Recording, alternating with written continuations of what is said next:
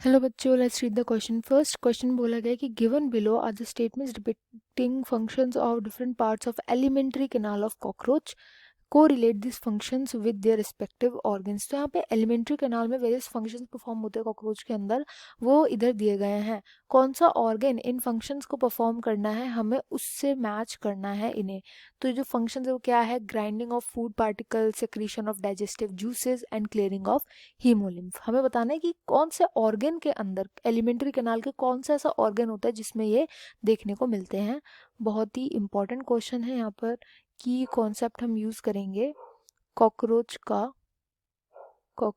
का alimentary canal.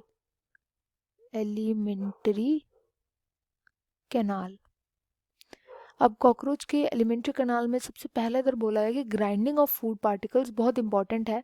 देखो, grinding के लिए क्या होता है कि हम लोग के जो फूड पार्टिकल्स होते हैं उनको छोटे छोटे पीसेस में जो ब्रेक करते हैं, ग्राइंडिंग होती है वो टीथ्स के थ्रू होती है। बट कॉकरोचेस के पास टीथ्स प्रेजेंट नहीं होते। तो जब इनके पास टीथ नहीं होते तो ये कैसे बड़े बड़े टुकड़ों को छोटे छोटे टुकड़ों में तोड़ते हैं?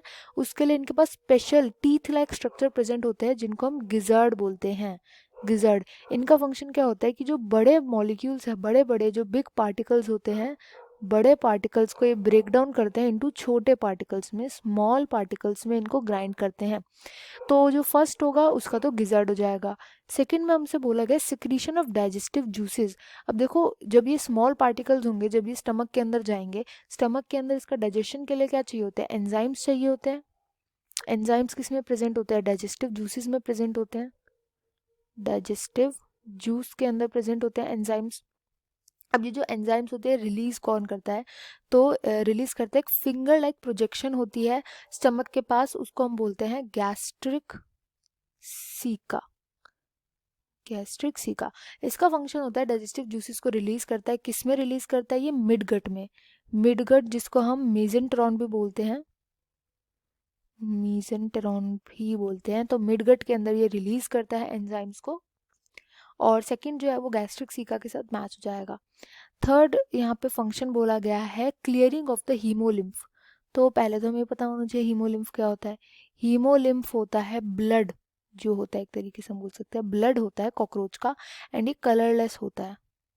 कलरलेस इसलिए होता है क्योंकि इसके अंदर हीमोग्लोबिन प्रेजेंट नहीं होता। जैसे वाटर होता है, जैसे लिम्फ होता है ना, लिम्फ का स्ट्रक्चर होता है, वैसे ये होता है। इसके अंदर सब कुछ होता है, कार्बोहाइड्रेट, फैट, प्रोटीन, प्लाज्मा, सब कुछ इसके अंदर होता है, बट इसके अंदर कोई भी हीमोग्लोबिन जो होता है वो प्रेजेंट नहीं होता है, इसलिए इसको हीमोलिम्फ बोला जाता है। तो ये ब्लड होता है। अब इस ब्लड की क्लियरिंग क्यों करनी पड़ती है? इसकी क्लियरिंग इसलिए करनी पड़ती है ताकि जो भी नाइट्रोजन का वेस्ट है ना वो अलग कर दिया जाए। नाइट्रोजन वेस्ट अलग करने का मतलब क्या है? यहाँ पे एक्सक्रीशन से रिलेटेड होगा या कुछ। और एक्सक्रीटरी जो ऑर्गन्स होते हैं, एक्सक्रीटरी ऑर्गन्स जो प्रेजेंट होते हैं कॉकरोच में, वो होते हैं मालपीजियन ट्यूब्यूल। तो ये क्लियरिंग का काम करते हैं हीमोलिम्फ की। जो भी नाइट्रोजनस वेस्ट होते हैं उसको बाहर निकालने का काम करते हैं। अब जब हम सभी ऑप्शंस देखेंगे तो यहाँ पे जो ऑप्शन बी है वो इसका राइट आंसर हो जाएगा। I hope you understood it well. Best of luck and thank you.